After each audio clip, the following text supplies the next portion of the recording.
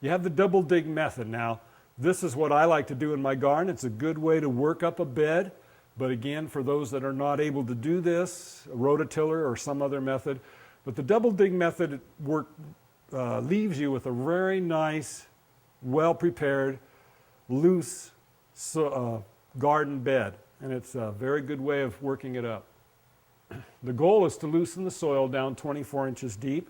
Usually the first time in virgin soil that's never been worked up, it's hard to go that deep, but that's the goal. And usually if you double dig it, then in a couple of years, you don't have to double dig it again right away, but a few years later when you double dig it the next time, you'll find the soil is loose already, and you can go a little deeper each time until you get down to around 24 inches.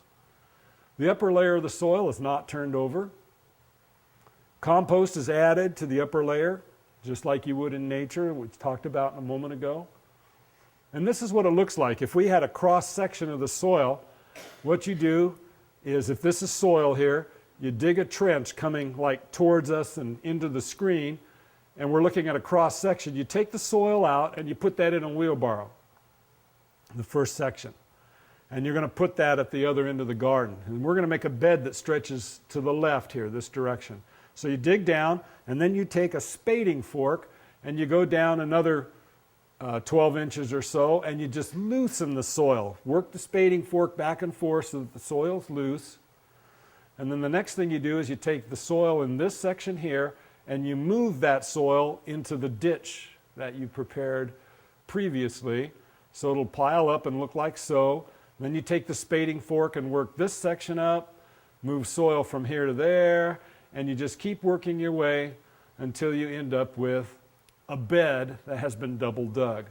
And this is a bed at our house that we had in California. We are working up the bed here. This section's been worked up. The ditch is dug here for using the spading fork and loosening it. And you can see the wheelbarrow is full of dirt, because when you get done, you'll end up with a trench somewhere up in this section, and then you dump that dirt into the final trench and you have a completed bed. You work it up. We have a little video at the end of this that'll kind of show how this works.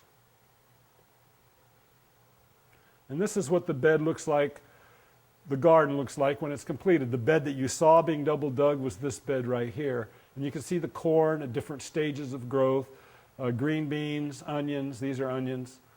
And a nice double dug bed will be automatically raised a little from fluffing the soil, and it'll stay soft for several years.